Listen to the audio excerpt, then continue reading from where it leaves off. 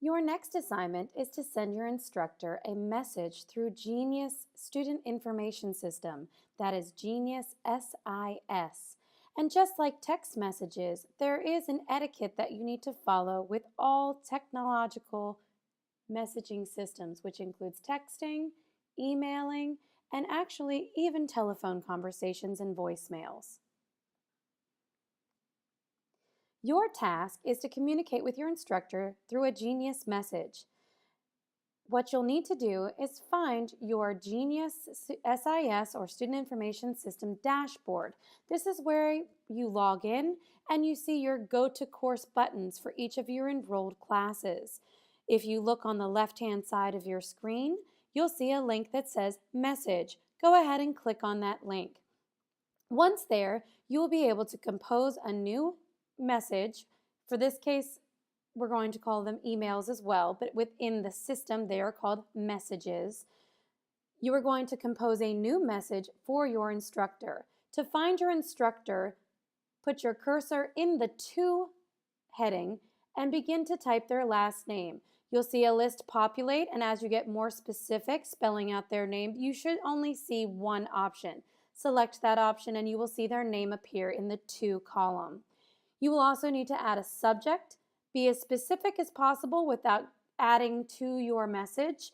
Again, the subject is more of your central idea, the context of your message. It is not the message itself. And then you'll begin to type your reply or your response to your teacher. In addition to sending the original message, you will need to respond to the welcome email that your instructor provided for you on the very first day of your class. It might not be the very first day of the semester, depending on when you began.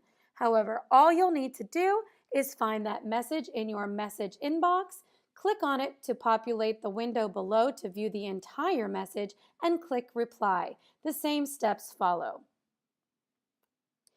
To ensure that there is proper email etiquette for all students and instructors, provided an email etiquette for students from Purdue OWL University, and OWL stands for Online Writing Lab. If you are enrolled in any English course, you will use Purdue Online Writing Lab from Purdue University several times throughout the semester. They are a fantastic site for how to cite your sources, and that's good for any of your courses, but specifically for ELA, as they tend to use sources more often in their research projects. The email etiquette for students is actually a PowerPoint, but I've printed out the slides as handouts so that you can see the notes for each of the slides. So what you see in the slide is what someone would see during the presentation, and the notes below is what the presenter would say during that presentation. So you have the speaking notes as well as the visual slides. Take a moment and go through, as I'm sure you're familiar with some of the items, but there may be a few things that are surprising to you.